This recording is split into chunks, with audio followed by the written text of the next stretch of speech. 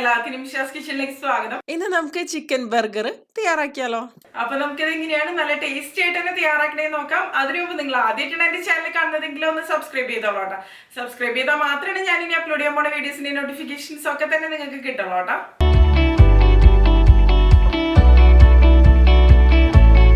അപ്പോൾ ഈ ഒരു ചിക്കൻ ബർഗർ തയ്യാറാക്കാൻ വേണ്ടിയിട്ട് ഞാനിവിടെ 1/2 കിലോ ചിക്കൻ ബ്രസ്റ്റ് എടുത്തിട്ട് ഇതുപോലെ കുറച്ച് ചെറിയ കഷ്ണങ്ങളായിട്ടൊന്ന് മുറിച്ചെടുത്തിട്ടുണ്ട് കേട്ടോ. ഇപ്പോൾ ചിക്കൻ ബ്രസ്റ്റ് തന്നെ വേണമെന്നില്ല, അല്ലാതെ ബോൺലെസ് ചിക്കൻ കഷ്ണങ്ങളായാലും എടുത്താൽ മതി. ഇനി ഇതിപ്പോൾ ഞാൻ നന്നായിട്ട് കഴുകിയിട്ട് ഇതുപോലെ വെള്ളം കളയാൻ വേണ്ടിയിട്ട് ഒരു സ്ട്രെയിനറിൽ വെച്ചിട്ടുണ്ട്. അപ്പോൾ വെള്ളം നന്നായിട്ട് തന്നെ ഡ്രെയിൻ ചെയ്ത് മാറ്റുക കേട്ടോ, അല്ലാന്നുണ്ടെങ്കിൽ ഇത് നമുക്ക് കറക്റ്റായിട്ട് തയ്യാറാക്കി എടുക്കാൻ പറ്റില്ല. ഇനി ഞാനൊരു മിക്സിയുടെ ജാർ എടുത്തിട്ടുണ്ട്.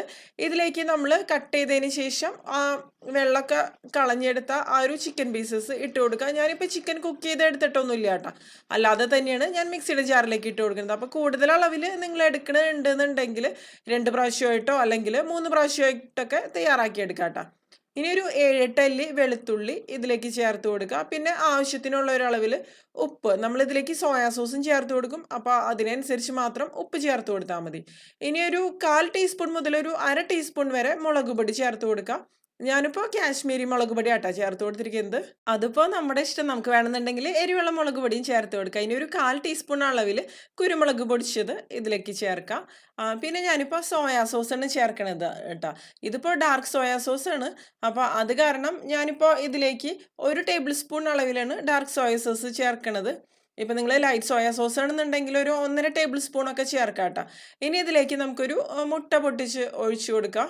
അപ്പോൾ ഈ 1/2 കിലോ ചിക്കന് 1 മുട്ട തന്നെ കറക്റ്റ് ആയിട്ടുള്ള അളവാണ് കേട്ടോ. ഇനി ഞാൻ ഇതിലേക്ക് 1 ടീസ്പൂൺ അളവിൽ മിക്സ്ഡ് ഹെർബ്സ് ആണ് ചേർത്ത് കൊടുക്കുന്നത്, അല്ലാന്നുണ്ടെങ്കിൽ ഒറിഗാനോ ഫ്ലേക്സും അതുപോലെ ബേസിൽ ഫ്ലേക്സും ആയാലും ചേർത്ത് കൊടുക്കാം കേട്ടോ. ഇനി ഇതിലേക്ക് ഒരു ചെറിയ പിടി മല്ലിയില കൂടി ചേർക്കാം, ഏകദേശം ഒരു 1/4 കപ്പോളം അളവിൽ കേട്ടോ, അത്രയൊക്കെ തന്നെ മതി.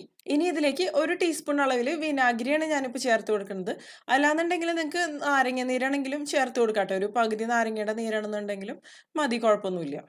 ഇനി ഇതിലേക്ക് നമ്മുടെ എരിവിനനുസരിച്ചുള്ള ഒരു അളവിൽ പച്ചമുളക് ചേർത്ത് കൊടുക്കാം. ഞാനിപ്പോൾ 1 പച്ചമുളകാണ് ഇതിലേക്ക് ചേർക്കണത് കേട്ടോ. ഇനി നമുക്ക് ഇതെല്ലാം കൂടി നമുക്കൊന്ന് മിക്സ് ചെയ്തെടുക്കണം.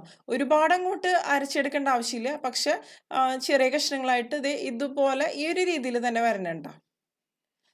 കറക്റ്റായിട്ട് ആയാൽ തന്നെയാണ് നമുക്കിത് കറക്റ്റായിട്ടൊരു ഷേപ്പിൽ എടുക്കാൻ പറ്റുള്ളൂ. അതായത് ബർഗർ പാറ്റീസ് നമുക്ക് തയ്യാറാക്കണമല്ലോ, അപ്പോൾ അതിന് വേണ്ടിയിട്ടാണ്. ഞാനിതിപ്പോൾ ഒരു പാത്രത്തിലേക്ക് മാറ്റിയിട്ടുണ്ട്. ഇനി കൈ ഉപയോഗിച്ച് ഇതുപോലെ ഒന്ന് മിക്സ് ചെയ്ത് കൊടുക്കാം കേട്ടോ. അതിനുശേഷം പിന്നെ നമുക്കിതൊന്ന് മാറ്റി വയ്ക്കാം. ബാക്കിയുള്ള കാര്യങ്ങളൊക്കെ ഒന്ന് റെഡിയാക്കാം കേട്ടോ ഇതിന് വേണ്ടിയിട്ടുള്ളത്. ഇതിപ്പോൾ കറക്റ്റ് ആയിട്ടുള്ള ഒരു കൺസിസ്റ്റൻസിയിൽ തന്നെ വന്നിട്ടുണ്ട്, നമുക്ക് ഉരുട്ടിയെടുക്കാനൊക്കെ പറ്റുന്നുണ്ട്. ഇനി ഞാനിവിടെ ഒരു മുട്ട എടുത്തിട്ടുണ്ട്. ഈ മുട്ട നമുക്ക് നല്ലപോലെ ഒന്ന് ബീറ്റ് ചെയ്തതിന് ശേഷം മാറ്റി വെക്കണം. അപ്പോൾ ഇതുപോലെ ഓരോ കാര്യങ്ങൾ റെഡിയാക്കി വെച്ച് കഴിഞ്ഞാൽ പിന്നെ തയ്യാറാക്കി എടുക്കൽ എളുപ്പമായിരിക്കുമല്ലോ. ഇത് മതി കേട്ടോ.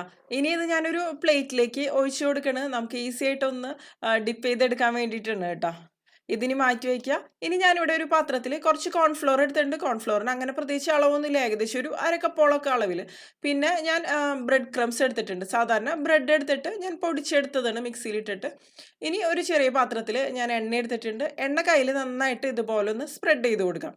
അതിനുശേഷം നമുക്ക് ഓരോ ബോൾസ് എടുക്കാം. എണ്ണ നമ്മൾ കയ്യിൽ ഇതുപോലെ ഒന്ന് അപ്ലൈ ചെയ്ത് കൊടുത്തില്ല എന്നുണ്ടെങ്കിൽ ഒട്ടിപ്പിടിക്കാനുള്ള സാധ്യത കൂടുതലാണ്. അപ്പോൾ നമ്മൾ എടുക്കണ ബർഗർ ബണ്ണിൻ്റെ ആ ഒരു സൈസിനനുസരിച്ചാണ് നമ്മൾ ബർഗർ പാറ്റീസ് തയ്യാറാക്കിയെടുക്കുക കേട്ടോ.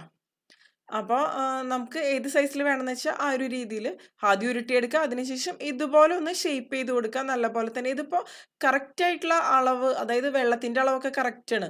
നമ്മളെടുത്ത ചിക്കനിൽ കൂടുതൽ വെള്ളമൊന്നുമില്ല. അപ്പോൾ അത് കാരണം കറക്റ്റായിട്ട് തന്നെ നമുക്ക് ഇതുപോലെ ഒന്ന് തയ്യാറാക്കി എടുക്കാൻ പറ്റുന്നുണ്ട്. വെള്ളത്തിൻ്റെ അളവൊക്കെ കൂടിപ്പോയി കഴിഞ്ഞിട്ടുണ്ടെങ്കിൽ നമുക്ക് ഇതുപോലെ റെഡിയാക്കി എടുക്കാൻ പറ്റില്ല, ഒട്ടിപ്പിടിക്കും കയ്യിലൊക്കെ. ഇനിയിപ്പോൾ എങ്ങാനും നിങ്ങൾ തയ്യാറാക്കുന്ന സമയത്ത് വെള്ളത്തിൻ്റെ അളവ് കുറച്ചെങ്ങാനും കൂടിപ്പോയെന്ന് വിചാരിക്കും. അപ്പോൾ ഒന്നില്ലാന്നുണ്ടെങ്കിൽ കുറച്ച് ബ്രെഡ് ക്രംസ് ഇതിലേക്ക് ചേർത്ത് കൊടുത്താൽ മതി കേട്ടോ. അപ്പോൾ കറക്റ്റായിട്ടുള്ളൊരു അളവിൽ വരും. പക്ഷേ ബ്രെഡ് ക്രംസ് നമ്മൾ ചേർത്ത് കൊടുക്കുമ്പോൾ ഒരിക്കലും അളവൊന്നും കൂടിപ്പോരുത് കേട്ടോ. മാക്സിമം 1-2 ടേബിൾ സ്പൂണൊക്കെ വരെ നമുക്ക് ചേർത്ത് കൊടുക്കാൻ പറ്റുള്ളൂ. അല്ലാന്നുണ്ടെങ്കിൽ ഇതിൻ്റെ ഒരു ടേസ്റ്റിൽ തന്നെ ഒരുപാട് വ്യത്യാസം വരും. അപ്പോൾ ഇത് അത്രയ്ക്കൊരു ടേസ്റ്റി ആയിട്ടൊന്നും വരില്ല. ഇനി ഞാൻ എടുത്തു വെച്ച ആ ഒരു കോൺഫ്ലവർ ഉണ്ടല്ലോ, അതിൽ ഇതുപോലെ നന്നായിട്ടൊന്ന് കോട്ട് ചെയ്ത് കൊടുക്കാം. അതായത് ഒരു ചെറിയൊരു കോട്ടിങ് കൊടുക്കുക. ഈ ഒരു രീതിയിൽ എല്ലാവിടെയും നന്നായിട്ട് തന്നെ ആവണം കേട്ടോ. അതിനുശേഷം പിന്നെ എക്സസ് ആയിട്ടുള്ള ഒരു കോൺഫ്ലോർ ഒക്കെ ഉണ്ടല്ലോ, അതൊക്കെ നമ്മളൊന്ന് തട്ടി മാറ്റണം. ഒരുപാട് ഓവറായിട്ട് കോൺഫ്ലോർ ഉണ്ടാവരുത് കേട്ടോ. കണ്ടില്ലേ ഈ ഒരു രീതിയിൽ വീണ്ടും ഇതുപോലെ ഒന്ന് ഷേപ്പ് ചെയ്ത് കൊടുക്കണം കേട്ടോ. ഇത് നല്ല സോഫ്റ്റ് ആയ കാരണം പെട്ടെന്ന് ആ ഒരു ഷേപ്പ് നഷ്ടപ്പെടാനുള്ള സാധ്യതയുണ്ട്. ഇനി നമ്മൾ ബീറ്റ് ചെയ്ത് വെച്ച ആ മുട്ടയുടെ മിക്സ് ഉണ്ടല്ലോ, അതിലേക്ക് ഇത് ഇട്ട് കൊടുക്കുക. അതിനുശേഷം തിരിച്ചു മറിച്ചിട്ടിട്ട് എല്ലാവിടെയും ഈ ഒരു മുട്ടയുടെ മിക്സ് നന്നായിട്ട് കോട്ടാവണ ആ ഒരു രീതിയിൽ തന്നെ നന്നായിട്ട് കോട്ട് ചെയ്തെടുക്കുക കേട്ടോ. അപ്പോൾ മുട്ടയുടെ മിക്സിൽ നിന്ന് എടുക്കാനൊക്കെ കുറച്ച് ബുദ്ധിമുട്ടാണ്. ശ്രദ്ധിച്ചെടുത്തില്ല എന്നുണ്ടെങ്കിൽ ഇത് പൊട്ടിപ്പോകാനൊക്കെയുള്ള സാധ്യതയുണ്ട്. അപ്പോൾ എക്സസ് ആയിട്ടുള്ള ആ ഒരു മുട്ടയുടെ മിക്സൊക്കെ മാറ്റിയതിന് ശേഷം ഇത് നമുക്ക് ആ ഒരു മിക്സിൽ നിന്ന് എടുക്കാം കേട്ടോ. എന്നിട്ട് ഇനി നമ്മൾ ഇത് ബ്രെഡ് ക്രംസിലാണ് ഇട്ട് കൊടുക്കുന്നത്. ബ്രെഡ് ക്രംസിലും ഈ ഒരു രീതിയിൽ തന്നെ നമ്മൾ നല്ലപോലെ തന്നെ കോട്ട് ചെയ്തെടുക്കും. അപ്പോൾ ഇതൊന്ന് ചെറുതായിട്ടൊന്ന് ക്രിസ്പി ആയിട്ട് വരാനൊക്കെയാണ് കേട്ടോ നമ്മൾ ഇതുപോലെ ചെയ്യണത്. കണ്ടില്ലേ? അതിനുശേഷം നമ്മൾ നന്നായിട്ട് കോട്ട് ചെയ്തെടുത്തതിന് ശേഷം നമുക്ക് ഇത് ഒന്ന് ചെറുതായിട്ടൊന്ന് ഷേപ്പ് ചെയ്ത് കൊടുക്കുക. കറക്റ്റ് ഒരു ഷേപ്പിൽ തന്നെ വരണമല്ലോ. നമ്മളിത് ഉരുട്ടിയെടുത്തിട്ട് കയ്യിൽ വെച്ച് പരത്തിയെടുക്കുന്ന സമയത്ത് ഒരുപാട് തിക്കായിട്ട് വേണ്ട കേട്ടോ. ഒരു മീഡിയം തിക്നെസ് തന്നെ മതി. അതാണ് നല്ലത്. ഇനി ഞാനിതൊരു പ്ലേറ്റിലേക്ക് മാറ്റി വയ്ക്കുകയാണ്. ഈ ഒരു രീതിയിൽ തന്നെ നമുക്ക് ബാക്കിയുള്ള ബർഗർ പാറ്റീസും കൂടി തയ്യാറാക്കിയെടുക്കാം. കണ്ടില്ലേ? അപ്പോൾ ആദ്യം നമുക്ക് കയ്യിൽ കുറച്ച് എണ്ണ തേച്ച് കൊടുത്തിട്ട് ഇതുപോലെ ഷേപ്പ് ചെയ്ത് കൊടുക്കാം. ഈ ബർഗർ പാറ്റീസ് എന്ന് പറയുമ്പോൾ ശരിക്കും പുറം ഭാഗം കുറച്ച് ക്രിസ്പിയും ഉൾഭാഗം നല്ല ജ്യൂസി ആയിട്ട് തന്നെയാണ് ഇരിക്കേണ്ടത്. ഇനി നേരത്തെ ചെയ്ത രീതിയിൽ തന്നെ കോൺഫ്ലോറിൽ ഇതുപോലെ കോട്ട് ചെയ്തെടുക്കുക. അതിനുശേഷം പിന്നെ മുട്ടയുടെ മിക്സിൽ ഇതുപോലെ ഒന്ന് ഡിപ്പ് ചെയ്തെടുക്കുക. എല്ലാവിടെയും ഒരുപോലെ തന്നെ. കണ്ടില്ലേ? അപ്പോൾ കറക്റ്റായിട്ട് എല്ലാം ഇതിൽ കോട്ടായിട്ട് ഇരുന്നോളും. ഇനി വീണ്ടും നമ്മൾ ബ്രെഡ് ക്രംസ് ഉണ്ടല്ലോ, അതിൽ ഇതുപോലെ തന്നെ ചെയ്തെടുക്കാം കേട്ടോ. നന്നായിട്ടൊന്ന് കോട്ട് ചെയ്തിട്ട് ഒന്ന് ഷേപ്പ് ചെയ്ത് എടുക്കാം. അപ്പോൾ ഇതും ഇനി ഞാൻ മാറ്റി വയ്ക്കുകയാണ്. ഇതുപോലെ തന്നെ എല്ലാ ബർഗർ പാറ്റീസും നമുക്ക് തയ്യാറാക്കിയെടുക്കാം. ഇനിയിപ്പോൾ എല്ലാം തയ്യാറാക്കിയെടുത്തതിന് ശേഷം ഞാൻ കാണിക്കാം കേട്ടോ. ഇപ്പോൾ കണ്ടില്ലേ? ഈ ഒരു അളവ് ഉപയോഗിച്ചിട്ട് ഞാൻ 5 ബർഗർ പാറ്റീസാണ് തയ്യാറാക്കി എടുത്തിരിക്കുന്നത്. ഇതിപ്പോൾ അത്യാവശ്യം നല്ല വലിപ്പത്തിലുള്ള ബർഗർ പാറ്റീസ് തന്നെയാണ് കേട്ടോ. വലിപ്പമുണ്ട്, അതുപോലെ അത്യാവശ്യം തിക്നെസ്സും ഉണ്ട്. ഇനി ഞാനിവിടെ ഒരു പാൻ എടുത്തിട്ടുണ്ട്. ഇത് നമുക്കൊന്ന് ഷാലോ ഫ്രൈ ചെയ്തെടുക്കണം. അപ്പോൾ ഇതിലേക്ക് ഞാൻ കുറച്ച് ഒലീവ് ഓയിലാണ് ഒഴിച്ചു കൊടുത്തിരിക്കുന്നത്. ഒരു 1.5 ടേബിൾ സ്പൂണോളം അളവിലാണ് കേട്ടോ. ഒലീവ് ഓയിൽ അല്ലാന്നുണ്ടെങ്കിൽ നിങ്ങൾക്ക് ഏതെങ്കിലും വെജിറ്റബിൾ ഓയിൽ ആണെന്നുണ്ടെങ്കിലും ഉപയോഗിക്കാം. ഇനിയിപ്പോൾ എണ്ണ നന്നായിട്ട് ചൂടായിട്ട് വരുമ്പോൾ നമുക്കിതിലേക്ക് നമ്മൾ തയ്യാറാക്കി വെച്ച ഈ ബർഗർ പാറ്റീസ് ഉണ്ടല്ലോ, അത് ഒന്ന് ഇതുപോലെ ഒന്ന് ഷേപ്പ് ചെയ്ത് കൊടുത്തതിന് ശേഷം ഞാനിനിയിപ്പോൾ ഇട്ട് കൊടുക്കണം. ഇതിനി നമുക്ക് ലോ ഫ്ലെയിമിൽ വെച്ചിട്ട് കുക്ക് ചെയ്തെടുക്കാം കേട്ടോ. ഒരിക്കലും ഹൈ ഫ്ലെയിമിൽ വെച്ചിട്ട് കുക്ക് ചെയ്തെടുക്കരുത്. അപ്പോൾ പെട്ടെന്ന് തന്നെ ഒരുപാട് കളർ ചേഞ്ച് ആവാൻ സാധ്യതയുണ്ട്. ഇപ്പോൾ ഞാൻ 2 ഇട്ട് കൊടുക്കണത്. അതിനുശേഷം കുറച്ച് സമയം എടുത്തിട്ട് തന്നെ ഇതുപോലെ ഒന്ന് ഷാലോ ഫ്രൈ ചെയ്തെടുത്താൽ മതി. അല്ലാന്നുണ്ടെങ്കിൽ നിങ്ങൾക്ക് വേണമെന്നുണ്ടെങ്കിൽ ഗ്രില്ല് ചെയ്തിട്ട് എടുക്കാം കേട്ടോ. അതൊക്കെ നമ്മുടെ ഇഷ്ടം, എങ്ങനെ വേണമെന്ന് വെച്ചാൽ ചെയ്തെടുക്കാൻ പറ്റും. ഇതിനിപ്പോൾ കുറച്ച് സമയം എടുത്തിട്ട് തന്നെ കുക്ക് ചെയ്തെടുക്കാം കേട്ടോ. ഒരു ഭാഗം ഒന്ന് കുക്കായതിന് ശേഷം മാത്രം തിരിച്ചിട്ട് കൊടുത്താൽ മതി. അപ്പോൾ ലോ ഫ്ലെയിമിൽ ഇട്ടിട്ട് തന്നെ നന്നായിട്ട് തന്നെ കുക്ക് ചെയ്തെടുക്കുക. 2 ഭാഗവും അത്യാവശ്യം നല്ലൊരു ഗോൾഡൻ ഷെയ്ഡ് ആവണ വരെ നമ്മളിതൊന്ന് ഷാലോ ഫ്രൈ ചെയ്തെടുക്കണം കേട്ടോ. അപ്പോൾ എണ്ണ ഒരുപാട് ഉപയോഗിച്ച് ഡീപ് ഫ്രൈ നമ്മളിത് ചെയ്തെടുക്കാറില്ല സാധാരണ രീതിയിൽ. ഇതൊരു 2-3 പ്രാവശ്യം അങ്ങോട്ടും ഇങ്ങോട്ടും തിരിച്ചു മറിച്ചിട്ടിട്ട് തന്നെ കുക്ക് ചെയ്തെടുക്കാം കേട്ടോ. അപ്പോൾ തിരിച്ചിട്ട് കൊടുക്കുമ്പോൾ ഒന്ന് ശ്രദ്ധിക്കുക, അല്ലാന്നുണ്ടെങ്കിൽ പെട്ടെന്ന് ചിലപ്പോൾ പൊട്ടിപ്പോകാനൊക്കെയുള്ള ഒരു സാധ്യതയുണ്ട് കേട്ടോ. ഇത് കുറച്ച് വലിപ്പം കൂടുതലുള്ള കാരണമാണ്. അതിനുശേഷം തിരിച്ചു മറിച്ചിട്ടിട്ട് നന്നായിട്ട് തന്നെ ഇതൊന്ന് ഫ്രൈ ആയിട്ട് വരട്ടെ. ഉൾഭാഗമൊക്കെ നന്നായിട്ട് തന്നെ അപ്പോഴേക്കും വെന്തൊക്കെ വന്നിട്ടുണ്ടായിരിക്കും. ഇതിപ്പോൾ ചിക്കൻ ബ്രസ്റ്റ് ആയതുകൊണ്ട് തന്നെ എന്താ പറയുക, കുക്ക് ആവാതിരിക്കുക അങ്ങനെയൊന്നും ഇല്ല കേട്ടോ. അങ്ങനത്തെ കാര്യങ്ങളൊന്നും പേടിക്കേണ്ട ആവശ്യമൊന്നുമില്ല. കറക്റ്റായിട്ട് തന്നെ കുക്കായിട്ട് വന്നോളും. ഇപ്പം ഇത് ഒരുവിധം ഒന്ന് കുക്കായിട്ട് വന്നിട്ടുണ്ട്. കണ്ടില്ലേ? ഇതിൻ്റെ കളറൊക്കെ ഒന്ന് മാറി വന്നിട്ടുണ്ട്. ഇനി ഞാൻ ഇതുപോലെ ഒന്ന് എന്താ പറയുക, ഇതിൻ്റെ വശങ്ങളിലൊക്കെ ഒന്ന് ചെറുതായിട്ടൊന്ന് കളർ ചേഞ്ച് ആവാൻ വേണ്ടിയിട്ട് ഇതുപോലെ ഒന്ന് ആക്കി കൊടുക്കണം കേട്ടോ. ഇപ്പോൾ ഇങ്ങനെ ആക്കണമെന്ന് നിർബന്ധമൊന്നുമില്ല, വേണമെന്നുണ്ടെങ്കിൽ മാത്രം ചെയ്താൽ മതി. ഇതിപ്പോൾ കണ്ടില്ലേ? റെഡി ആയിട്ട് വന്നിട്ടുണ്ട്. ഇനി ഇതിപ്പോൾ ഞാൻ വേറൊരു പാത്രത്തിലേക്ക് മാറ്റുകയാണ് കേട്ടോ. ഈ ഒരു രീതിയിൽ തന്നെ നമുക്ക് ബാക്കിയുള്ള ഈ ബർഗർ പാറ്റീസ് ഉണ്ടല്ലോ, അതെല്ലാം നമുക്ക് ഈ ഒരു രീതിയിൽ തന്നെ ഷാലോ ഫ്രൈ ചെയ്തെടുക്കുക. അപ്പോൾ എണ്ണ കുറവാണെന്നുണ്ടെങ്കിൽ കുറച്ചും കൂടി ഓയിൽ ഒഴിച്ചു കൊടുക്കാം കേട്ടോ. ഞാനിപ്പോൾ കുറച്ചും കൂടി എണ്ണ ഒഴിച്ചു കൊടുത്തിട്ടുണ്ട്. അതിനുശേഷം ഇനിയിപ്പോൾ ബാക്കിയുള്ള ബർഗർ പാറ്റീസും കൂടി ഞാനൊന്ന് ഷാലോ ഫ്രൈ ചെയ്തെടുക്കട്ടെ. അപ്പോൾ ഇത് ഫ്രൈ ആയിട്ട് വരുന്ന ആ ഒരു സമയം കൊണ്ട് നമുക്കിതിന് വേണ്ടിയിട്ടുള്ള ഒരു സോസ് തയ്യാറാക്കാം. അതിന് വേണ്ടിയിട്ട് ഞാനിവിടെ ഒരു പാത്രം എടുത്തിട്ടുണ്ട്. ഇതിലേക്ക് നമുക്ക് മയണൈസാണ് ഞാൻ ചേർത്ത് കൊടുക്കുന്നത്. ഞാനിപ്പോൾ ഫ്രഷ് ആയിട്ട് തയ്യാറാക്കിയെടുത്ത മയണൈസാണ് കേട്ടോ. ഇതിപ്പോൾ ഗാർലിക് മയണൈസാണ്. ഇപ്പോൾ ഏത് വേണമെന്നുണ്ടെങ്കിലും നിങ്ങൾക്ക് ഉപയോഗിക്കാം. ഇതിൻ്റെ വീഡിയോ ഒക്കെ ഞാൻ ഇതിന് മുമ്പ് തന്നെ ചെയ്തിട്ടുണ്ട്. അപ്പോൾ ഇതിൻ്റെ ലിങ്ക് വേണമെന്നുണ്ടെങ്കിൽ ഞാൻ ഡിസ്ക്രിപ്ഷൻ ബോക്സിൽ കൊടുക്കാം ട്ടോ. ഞാനിപ്പോൾ 4 ടേബിൾ സ്പൂൺ അളവിൽ ഗാർലിക് മയണൈസാണ് ഇതിലേക്ക് ചേർത്തത്. ഇനി ഇതിലേക്ക് ഒരു 2 ടേബിൾ സ്പൂൺ അളവിൽ ടൊമാറ്റോ കെച്ചപ്പ് ചേർത്ത് കൊടുത്തിട്ടുണ്ട്. പിന്നെ ഞാനൊരു 1/2 ടേബിൾ സ്പൂണോളം അളവിൽ ചില്ലി ഗാർലിക് സോസാണ് ഇതിലേക്ക് ഒഴിച്ചു കൊടുക്കണത് കേട്ടോ. അപ്പോൾ ഇതിൻ്റെ അളവിലൊക്കെ നമ്മുടെ ടേസ്റ്റിനനുസരിച്ച് നമുക്ക് വ്യത്യാസങ്ങളൊക്കെ വരുത്താം ട്ടോ. ഇനി എല്ലാം കൂടി നല്ലപോലെ ഒന്ന് മിക്സ് ചെയ്ത് കൊടുക്കാം.